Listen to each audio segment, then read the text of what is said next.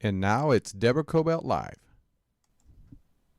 Hi, everybody. Thanks for joining us today on Deborah Kobylt Live. I have a lovely guest joining me today, Celia Stahr, who wrote Frida in America, about the 3 years where Frida Kahlo was in America, joining her husband, who was a very, very famous artist at the time, Diego, here in America. She was very young. They were only recently just married. And it's a fascinating look at Frida's life during that period of time, 3 years, that pretty much sort of had such an impression on her that I believe that it really was the formed so much of how she felt, and then therefore in her artwork. Right? Thank you for joining us.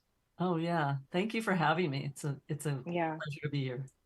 Yeah, and here's a copy of the book, Frida in America. Just a wonderful, comprehensive book. You did so much tremendous research on this. I'm big on research, Mhm. and when I read this book, I just was so into every word of it. So, where should we start with this? Should we start about Frida and her journey coming here because she had never been to America, right? She was Right. 23 years old. Let's just start there. Right. No, she had never been here, but she had been wanting to come since she was a teenager. She had written letters to her then boyfriend Alejandro and talking about wanting to come here with him to the United States. But it wasn't until I think, as you already mentioned, that she was newly married to the muralist Diego Rivera. She's 23 years old. And they come here to the United States because Diego has some mural commissions in first in San Francisco, then they go to New York for a retrospective of Diego's work at MoMA, then they go to Detroit, and then they go back to New York. And the Fords are also commissioning him in Detroit and the Rockefellers in New York. So this is a big deal coming here. And also, it's a big deal because it's 1930, the beginning of the Depression era. And at that time, Frida Kahlo, again, when they come to San Francisco initially, she's 23 years old. She's certainly been working for a while as an artist, but she hasn't really, hit her stride yet. She hasn't found her voice as an artist. And so it's Mm. really in the United States where she finds her voice as an artist. She was 23 and Diego was 44. I mean, that's quite an age difference. And how Right. did that even happen that those two were married? How were they introduced?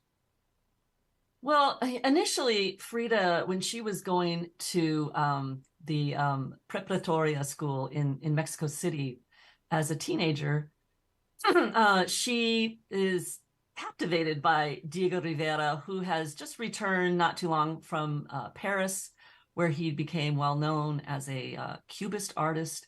But he comes back after the end of the revolution to put Mexico's history, particularly new history, on the walls of Mexico. And so he's Mm. actually painting one of his first murals at her school. So that's her Ah, first introduction to him. But then later, after she's involved in this terrible bus trolley accident, which nearly kills her, she has to reimagine her life. What's she going to do? She wanted to be a doctor. That wasn't going to happen now. And so she starts to think, well, maybe I can do art. She'd been doing some art prior. And so then she starts to get, she has this dramatic comeback where she is able to walk after she's told she probably wouldn't be able to walk, and she's painting, and she gets involved with a group of artists who are very politically engaged, and the center of this group is really the photographer Tina Modati, who is mm. Italian, also been she's from the US as well, but then she's been in Mexico for a number of years.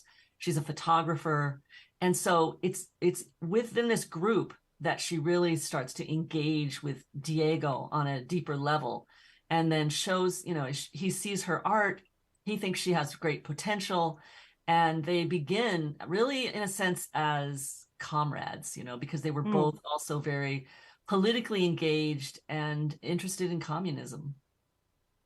Yeah, because Frida, as we know, was very politically engaged. Of course, they both were, but she wanted equality, right, for all Mhm. people. So Mhm. when people hear the word communism, they sort of like take a step back. Mhm. But her interest was to sort of merge the rich with the poor, that there must be a better way, right? Mm.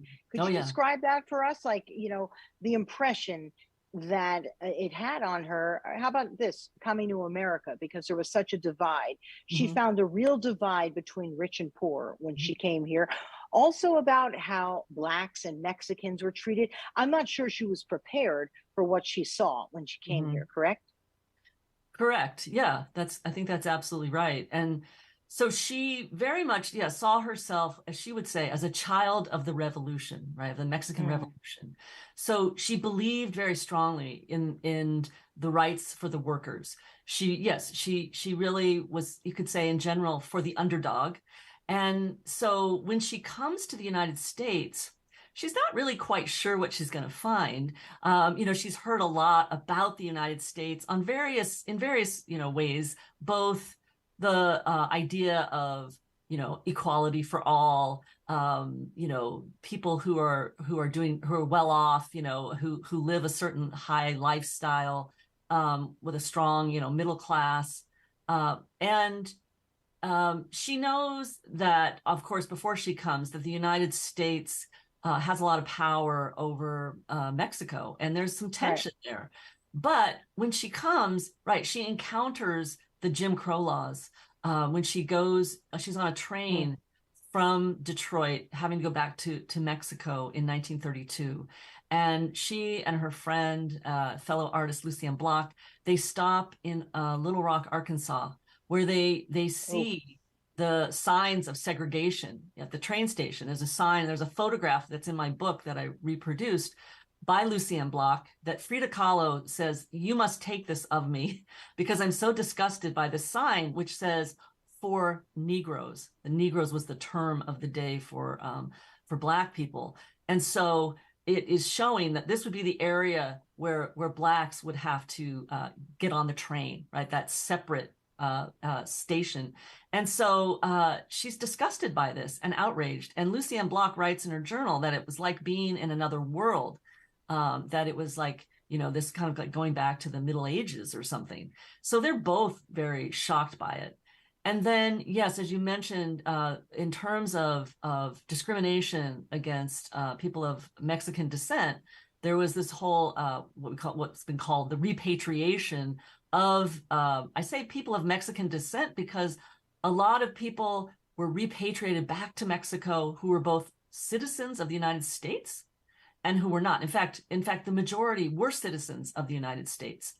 And so she knew about this. This was going on in Detroit, this movement to have Mexican workers go back to Mexico because so many white workers said, "Oh, they're taking jobs away from us," which wasn't accurate, but it was also this discriminatory policy procedure, and so she's witnessing that as well. Boy, sometimes things just don't change. I mean, here we Right, are so many right, decades later, and look what's right. happening. Exactly. It's rather incredible. You Yeah. mentioned Lucy Ann Bloch. It's fair to point out for those who don't know, wasn't she an apprentice of Diego's? Yeah, she was an artist who became acquainted with Diego in New York when he's Mm-hmm. there for his Museum of Modern Art retrospective. She's seated next to him at an important dinner, and she's fascinated by Diego Rivera, this muralist who had a different take on art than she had heard previously. And so they're chatting it up at dinner, and actually Frida is sitting across from them. And at this point, Lucien Bloch doesn't know who Frida Kahlo is, but she sees this person who's kind of giving her the like evil eye. And then after dinner, she walks up to Lucien Bloch and says, "I hate you." And Lucien Oh, Bloch is kind of like, "What? What are you talking about?" And then she comes to understand that Frida thinks that Lucien Bloch is flirting with her husband and wants to have an affair with him. And so Lucien Bloch assures her that is not my intention. I understand, though, because my famous father, Ernest Bloch, who was a composer, he was also known for a lot of his flirtations and affairs with women. And so Lucien Bloch was very sympathetic to her mother's position, of having to live with this. So she's sympathetic to Frida. And after that, they became great friends. So, Yeah. So then Lucienne wants to be a mural assistant to Diego Rivera, which was a big deal because mostly women were not muralists at that time. And so he takes her on, and she is a mural assistant in New York and in Detroit. Let's talk about the way Frida dressed in the United States, because how did she present herself here? And also, what years are we talking about that she was here, if you could tell our audience? Sure. 1930 to 1933 is the period I'm covering. She'll come back to the U.S. later, but I'm just focused on 30 to 33. Yeah. Which is very interesting because it was just past the roaring 20s, right? Where women here, certain women here, particularly in New York, that's for sure, were, you know, dressed in a little, not really decadent, but just were expressing themselves, right? That's a good way to put it. And then here we are in the early 30s and here upon the Great Depression, right? So it's an interesting time for her. And also just 10 years after we were granted the right to vote. So we as women were granted the right to vote. So there's so much happening here. And then we know it's, you know, not even too many, and still down in the South, you've got Black, or in that time called Negro restrooms, white restrooms, and just all of this, you know, imposing itself upon a 23-year-old young lady. So then back to my question, how did she present herself in terms of the way she dressed? Did she stand out? Oh, yeah, she definitely stood out. She, again, as a child of the revolution, she dressed in a manner that radiated, I am a proud Mexican woman, and I represent the indigenous population as well as everybody else in Mexico. That you know, part of the importance of this new way of thinking about what it means to be Mexican was to view the indigenous people there as an important part of the culture, because previously they had not been considered an important part of the culture under, you know, this colonial perspective. So she's wearing, you know, long, what we might call like peasant style dresses, skirts. She was really famous at that time and throughout her life, actually, after this, is for wearing the rebozo or shawls of her country. And this is an important symbol because you in Mexico, you could tell what region a woman was from based on the style, the material of the rebozo. And she wears them from different regions, different styles, some made of finer materials, silks, rayons, some cotton. And I think that she, you know, was very mindful of what she wore. She chose her outfits as carefully as she chose the objects that she put into her paintings. And so she herself, you could say, when she walked around, that she was not just trying to look good, but she really wanted to radiate a certain message, have a certain power that showed this Mexican woman as proud. And she would wear also incredible, beautiful jewelry. Oftentimes in the photographs and the art she creates while she's in San Francisco, it's Aztec inspired jewelry. And so all of those things combined, you know, the jewelry, the rebozos, the long dresses and skirts, they very much stood out in the US. But one thing I want to also point out is that even in Mexico in 1930, you're starting to see a shift where women are starting to actually wear more of the styles of, you know, what we associate with the 30s coming out of Europe and the United States. So even in Mexico, she would stand out. By 1930 and on. So but here in the US, she definitely stood out. And people noticed, people, you know, we have accounts in San Francisco and in New York, and even in Detroit of people, you know, taking note of how she looked. Well, and that was by design, of course, right? Definitely. Because you speak about when she and Diego were at dinner with the Fords, and we're talking about Henry Ford in particular. And I'm going to have you describe that moment, because she wasn't just this quiet, simple, rather small in stature lady Right. at the dinner table. She had her opinions and she spoke out about it. Could you talk to us about that? I thought that was very telling about who she was. And all this was ruminating in her head as her own explosion was about to happen in terms of her art. Go ahead. Right. Yeah, I think it is a really important moment, and it says a lot about Frida because, yes, she was very opinionated, and she's described as a blunt person. However, she also understood in the U.S. that she had to be careful because Diego's patrons, are not only going to take so much. and so one of Frida's great, you might say, weapons, if you want to look at it that way, was her wit. She had a keen eye for the humor in life, that sometimes, it bubbled under the surface of pain, but also she could use it to really make a point without offending, or at least leaving people going, what does that mean? And so in this case with Henry Ford, she was not happy with the fact that he was an avowed anti-Semite. And so typically when he would have people over for dinner parties, he would bring up the so-called Jewish question. And so when Frida is invited to this dinner party with, important people there at this long table, there is a lull in the conversation. And Frida turns to Henry Ford and she says, "Mr. Ford, are you Jewish?" And according to Lucien Bloch, there's just this uncomfortable silence. And, nobody really knows how to respond. And of course, Henry Ford, again, doesn't know. Is she truly ignorant, or is she trying to make a point here?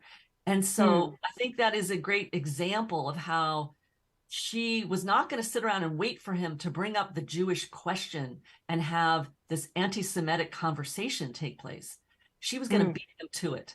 So she does that kind of thing a lot with her ability to bring in, as I would say, her wit and humor. Now, she would often write letters back to her mom, right, in Mexico. But what's also interesting, because how you did your research, which was really extensive, you went to DC, right, where Lucy, who you spoke of earlier, used to keep a journal.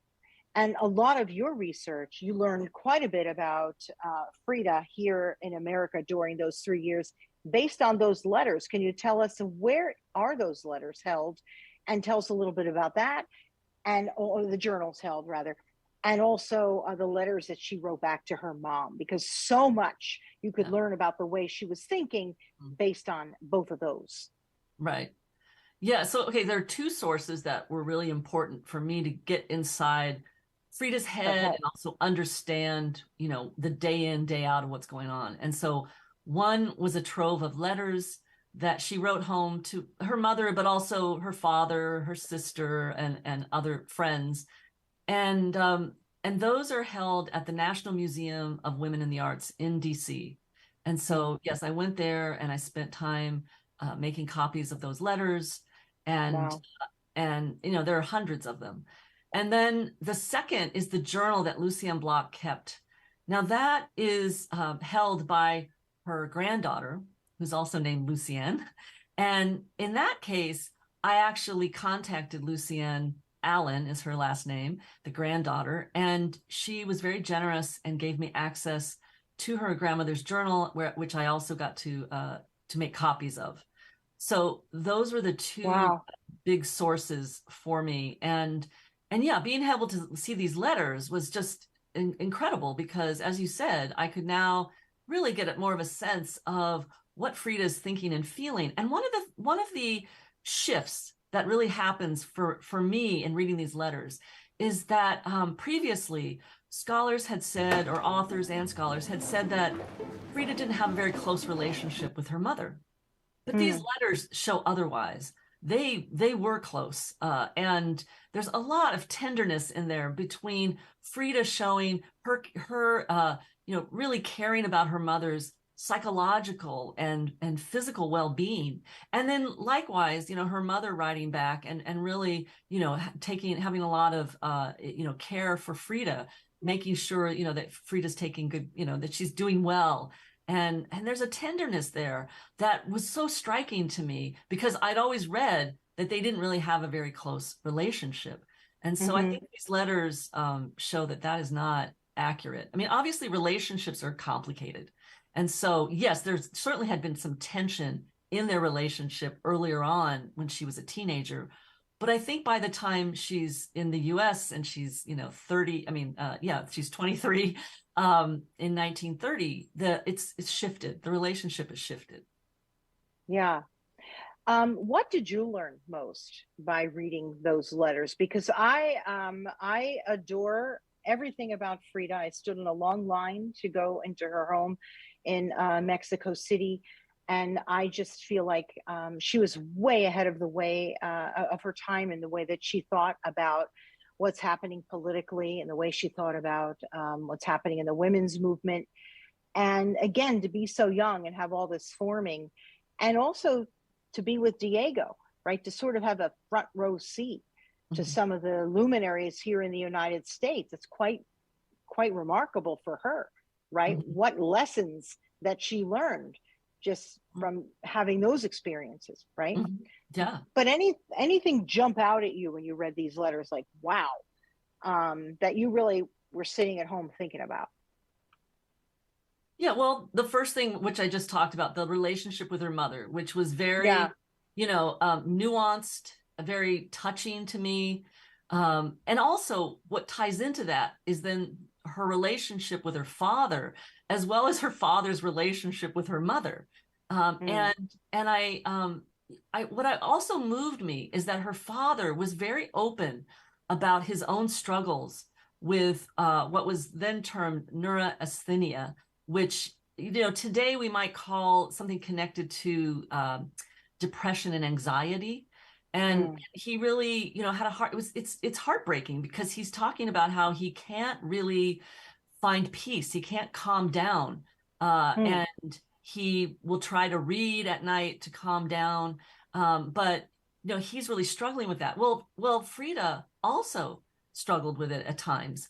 And so on one level, there's this bond between father and daughter. On the other hand, Frida recognizes that it's difficult to live with her father. And so she empathizes with her mother, and she'll tell her father, be good, to mama, don't, and then likewise to her mother, she'll kind of like say, oh, yeah, I know it's tough to, be with, to have to deal with, what your husband and some of these, issues that come up. So there's this interesting relationship with both of her parents.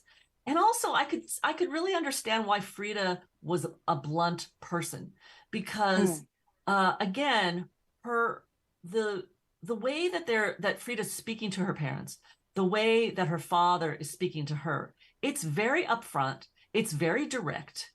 And I thought, this is pretty amazing for this time period to be so open about, these issues connected to your psychological and emotional well-being.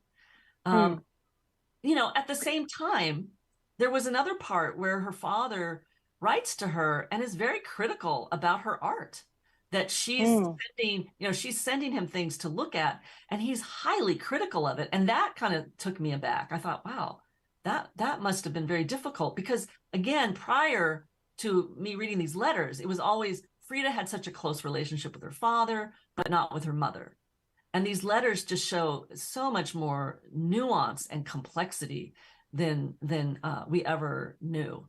And so I really wanted to bring that, into my book, because I think that's an important part of understanding who she was as a person, but also as an artist. And then also the other part is to see that she talks about how she was a political person, especially in this time period. And so I wanted to bring that out as well in the book, how she created political paintings as well as highly personal paintings. I'm going to get into her paintings in a moment.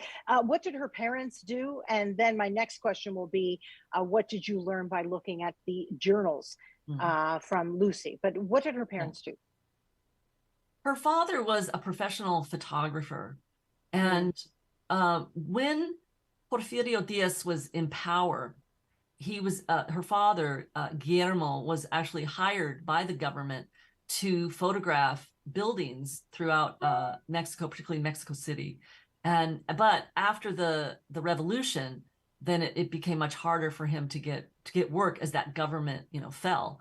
So he had his own portraits. I mean, he had a portrait studio, but he had his own studio in downtown Mexico City. And so he continued with that and struggled, to make a living after the revolution. Her mother was a housewife and a devout Catholic who really, wanted to instill her daughters with, I think, a good Catholic upbringing. Right. Talk to me about some of those letters that you went through at the museum. That is also so telling. Not at the museum, I'm sorry. Lucy's, the journal from Lucy's family, which is amazing. Are they going to turn those over to a museum by chance or no? Because that's pretty incredible to be holding on to those. Yeah. Oh, yeah. It was really incredible. Yeah. I mean, reading through Lucien Bloch's journal was amazing, because you really get into the nitty gritty of everything that's going on and who she's talking to. And so some of it, of course, didn't pertain to Frida and Diego, but a lot of it did, because Lucien Bloch is interacting with them regularly in New York. And then she lived with them in Detroit. So there's a lot there. And so to answer the second question, I think that I don't know if Lucienne Allen will turn over the journals to a library or a museum quite yet. She was at one point working on her own book, so I would imagine maybe that's still in the works. But to get to the question of what did I learn, or what was I experiencing reading the journal, I really got a good sense for what Lucien Bloch was experiencing as a woman in this male-dominated period, both in terms of her kind of personal relationships with men, her working relationships, what it was like being the only woman who was the mural assistant for Diego Rivera, and getting a up-close and personal look at the dynamics of working on Diego's murals. That was interesting. Of talking about her observations of Frida and Diego's complex relationship. That was fascinating. Understanding what parts of it, because they were newly married. So what parts, and if you could share with our audience. Sure. Well, when they're in Detroit, they're really going through a lot. Frida, when they first arrive in Detroit in March of 1932, she realizes she's pregnant. And that in and of itself was, very emotional, because on the one hand, of course, she would love to have a child. On the other hand, there are many reasons not to have a child. Physically, she's not sure that she could handle it because of the bus trolley accident, polio that she had as a child. And also her father had epilepsy, and that was something that concerned her, that would be carried over to a child. Diego didn't necessarily want to have children. He had 2 daughters at that point by in a previous marriage. And it was a very complex, situation. So in the end, she has a miscarriage, which is very traumatic. It's also life-threatening. And so she has gone through a lot in Detroit. She then goes back to Mexico by train with Lucien Bloch because her mother is dying. When she returns from Mexico, her mother has died. And so there's just so much that's going on. And so the tension between Frida and Diego at that point was quite high. And Lucien Bloch talks about how she just couldn't really deal with it anymore. She had to leave at that point because it was too painful to observe. So, I think just not the sense I got from reading the journal was that Diego didn't really understand completely or maybe he understood it, but he wasn't as sympathetic as he could have been toward Frida. He's busy trying to get his murals done, and she's feeling very she's feeling so many things, right? She's mourning her mother's death. She's still dealing with the aftermath of the miscarriage physically, still Right. bleeding at times. So they were just kind of like, this is what I get the sense of. And so at that point Lucien Bloch moves out, and there's a trip that Frida and Diego are going to take, a short trip to New York.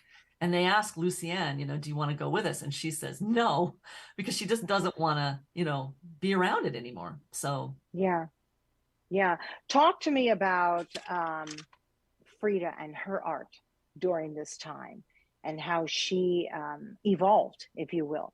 Yeah, so important. So as I mentioned earlier, when she first comes to the United States, she certainly had been working on her art and trying to find her voice as an artist. But in San Francisco in 1930, she's continuing that process. She does have this important breakthrough in San Francisco, though. She does a portrait of the botanist and horticulturist Luther Burbank, who was famous at that time for his hybrid fruits, vegetables, etc. And so she paints him as a hybrid. He's half tree, half man. So the bottom half is a tree, and then the top half is him as a man wearing a suit. And also in the ground, the tree goes into the ground, and then there's his skeleton underneath the ground, and there's still blood coursing through it as if it's giving nourishment to the tree man above. Now, he had died in 1926, so she didn't get to meet him, but she and Diego do go to his home where his widow, Elizabeth, still lives. So they do go to his home, and he was buried on the grounds of his home under a cedar of Lebanon tree. So the idea of putting his corpse underneath the ground, I'm sure, came from that. But the idea to do him as a tree man, this hybrid, also probably came from the fact that he was known for his hybrids. But it's an amazing shift in her imagery, and certainly in her portraits. And at this point, she's really focused more on portraits than self-portraits. But when she goes to Detroit and she experiences all of this personal trauma I was just describing with the miscarriage, which originally she had requested an abortion because she had already been pregnant in Mexico shortly before coming to the US. She ended up having an abortion in Mexico because, according to the health records, the fetus was not in the correct position. And so she requests an abortion because she fears that she's not physically capable of withstanding a pregnancy and giving birth. But abortion is illegal in Michigan. And so Dr. Pratt, who's helping her there, he says, here, take quinine and castor oil, go home, and it will induce a miscarriage. Well, it doesn't. She comes back to him, and he says, yeah, you're still pregnant. But you know what? Just go through with the pregnancy, and we'll do a C-section. You'll be fine. She's not convinced, but what choice does she have? So she essentially, tries to have the baby. Well, then she has this miscarriage. As I said, she nearly dies from it. So she spends 13 days in Henry Ford Hospital, and it's there that she creates this drawing, which becomes a painting called Henry Ford Hospital, where we see Frida Kahlo in a metal bed, nude, bleeding from a miscarriage. She looks very small in the bed. There's a huge tear coming from her face. She's in this barren landscape. She's not inside of a hospital. And what's in the background, it's Henry Ford, what they call the River Rouge factory is in the background. And so it's a very powerful personal image. And it was really taboo subject matter. I mean, to depict a woman bleeding in bed from a miscarriage just hadn't been done. So it's quite new for her. But what it does is she finds her voice there, because from then on, her work would become much more personal. And also she would take on subjects that most artists had not, and certainly not women artists. So, we see her come into her own in Detroit. And she had said in San Francisco with some other women artists that she was collaborating with, getting together and, having fun, but also creating art with. She said to them in English, "Let's draw the bloodiest thing we can think of." And so we see her in Detroit creating the bloodiest thing she could think of at that point. But that's not the end of it. She'll continue to create works that incorporate blood. And that was really an important part of her art. Yes, and I was going to ask you about that. First, let me ask you, though, how was her work then being perceived here in the U.S., making all this incredible work that was quite personal? How was it perceived here? Right. Well, so there are a couple of things that are important here. One is when Frida is creating, she is, nobody's looking at her work except for friends. She's not creating for somebody. Like nobody's asking her, they're not commissioning her to create works like her husband. And so there's a dual aspect to this. On the one hand, it allows her a kind of freedom to just explore because she doesn't have to appease anybody. On the other hand, of course, she's not, making money off of her art. But in 1938, she gets her first one-person exhibition in New York at the Julian Levy Gallery. And at that time, there is a review that comes out in the New York Times. And the reviewer says of that painting, Henry Ford Hospital, that it's more obstetrical than aesthetic. And so we can see from that review that, it was incomprehensible that you would put a miscarriage in art and see it as something aesthetically pleasing or even aesthetically valid. And so, she was way ahead of her time. I mean, she was way ahead of her time. It's really not until the 1970s, 80s and on that I think people, really take to her art. But I will say, as a caveat, let me just put in though, friends like Lucien Bloch and others who would see the work, they did recognize she has got something here. This is what she's able to do is amazing. Lucien Bloch even says in her journal something to the effect of like, she wishes she could do what Frida did, like she could put onto canvas what Frida was capable of, she would really feel good because others did recognize it. It's just, but a lot of people also were just shocked by it and thought, what is this, Frida's self-portrait with the unibrow and whatnot, I find beautiful the way she portrays herself.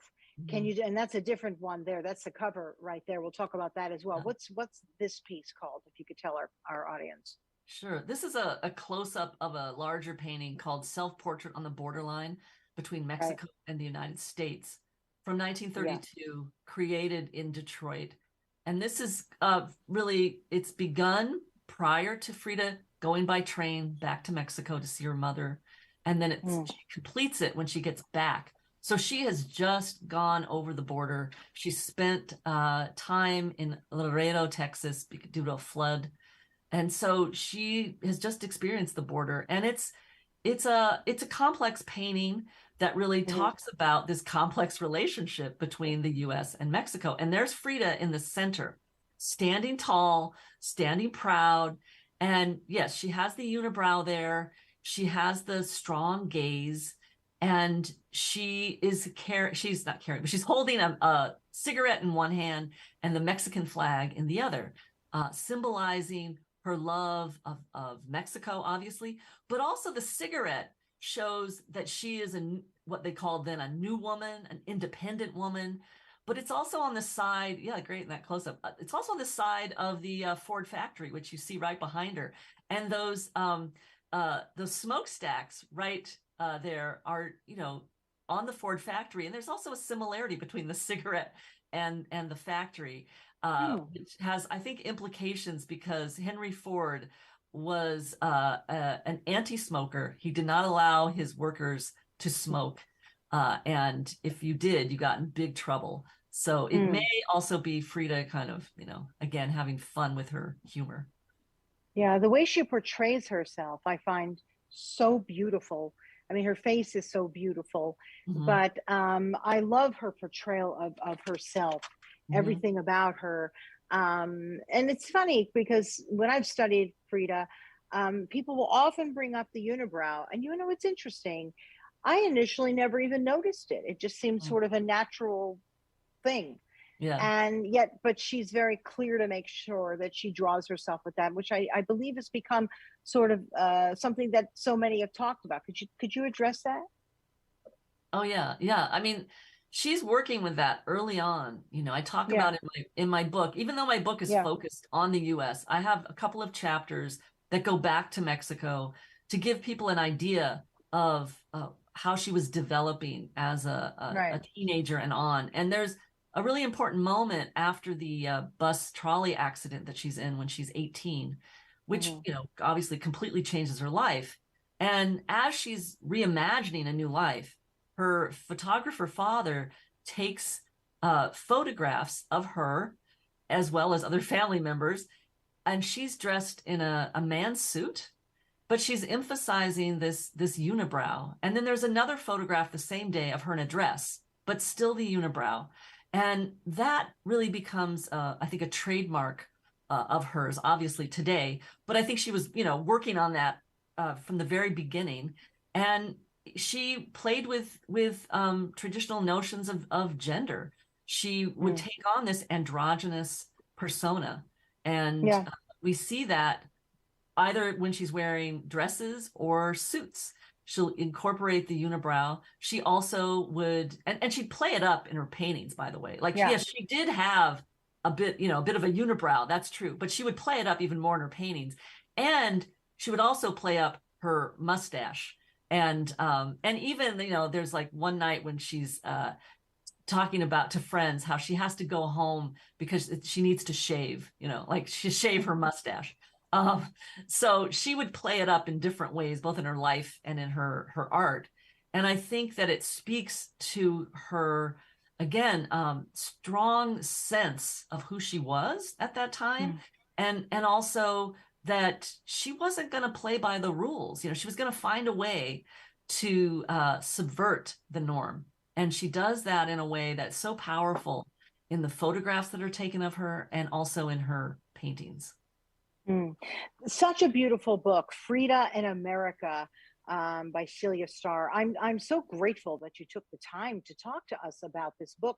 Anything else you'd like to add to our audience? I mean, honestly, we're sort of running out of time, but I also wanted to sort of talk about Self Portrait with Monkey. I know that inspired you to write this book, really, right? That you were so taken with Frida and her work back then. If you want to very briefly touch upon that before, sadly, we have to let you go. Sure. Yeah. Well, you can see it right behind me here, Self-Portrait Yeah. with Monkey. And it's there because you're right. This is the beginning for me. This is going back now to when I was a undergraduate taking my second art history class with Whitney Chadwick at San Francisco State University. Whitney Chadwick was known for her groundbreaking work on women artists. And all of a Mm. sudden, this painting comes up on the screen, and I literally went, "Oh, who is this? Yeah. I need to know this artist, this person." And here's a great example of her subverting, the norm of women depicted in art by men, particularly, a European tradition of woman in nature. But here she's not nude. She doesn't have this kind of, seductive look. She's a warrior here, and she's looking us straight on, as well as the spider monkey on her shoulder. And Mm-hmm. she radiates power. And that's Mm-hmm. the moment that I really knew that I had to know more about Frida Kahlo. And then I'll just add to this that I also think, though, that part of the power of Frida Kahlo and her art is not just that she radiates power, like in an image like this, where again, she looks like this warrior, but in those images where she's vulnerable, like in Henry Ford Hospital, another painting, My Birth, another painting where we see her standing in nature with her broken spinal column. And she's showing herself in the most vulnerable, private moments.